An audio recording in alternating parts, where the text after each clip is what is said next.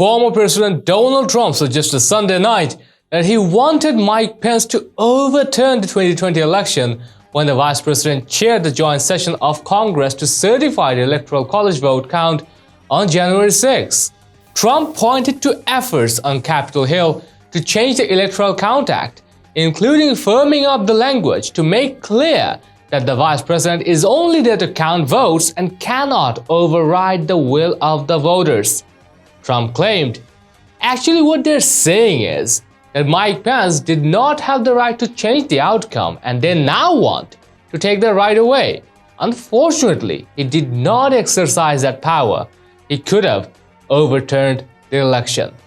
Trump had argued if the Vice President had absolutely no right to change the presidential election results in the Senate, despite fraud and many other irregularities, how come the Democrats and rhino Republicans like wacky Susan Collins are desperately trying to pass legislation that will not allow the Vice President to change the results of the election?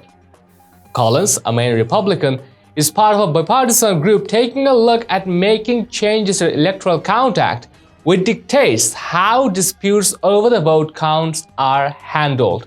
Trump's statement comes after CNN reported that Trump's lawyer Rudy Giuliani and other Trump campaign officials oversaw efforts to assemble alternate slates of pro-Trump electors, hoping Pence would choose to count their votes on January 6 instead of the legitimate Electoral College members.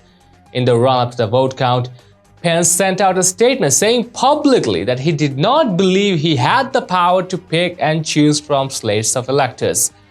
The morning of December 14th, when electors met in state capitals around the country, Trump advisor Stephen Miller previewed the plan.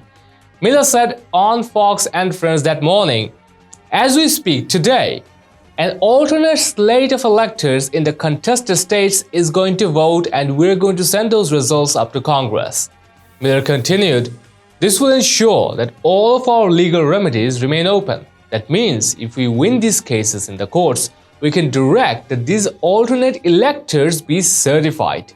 On Friday, the January 6th Select Committee subpoenaed 14 people involved in the scheme to send fake certifications of the electoral vote to the National Archives.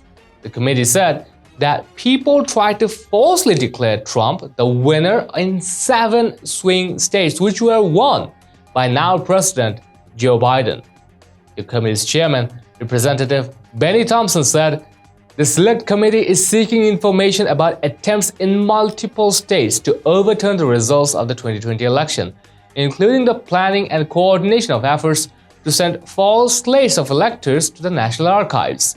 We believe the individuals we have subpoenaed today have information about how these so-called alternate electors met and who was behind the scheme." Thompson added that the existence of these purported alternate elector votes was used as justification to delay or block the certification of the election during the joint session of Congress on January 6, 2021. George Conway, the anti-Trump lawyer husband of former counselor to President Kellyanne Conway, took to Twitter to mock Trump's understanding of the law. Conway said, "The 12th Amendment and the Electoral Count Act of 1887 already make it entirely clear that the Vice President merely opens the envelopes." Conway added, "But sometimes we want to make laws even clearer so that even semi-literate psychopaths have a chance of understanding them." Well, we'd like to know your thoughts and responses. Share them in the comments down below, and also share this news and show us support through subscribing to our channel. Stay tuned for the real stuff on next News Hour.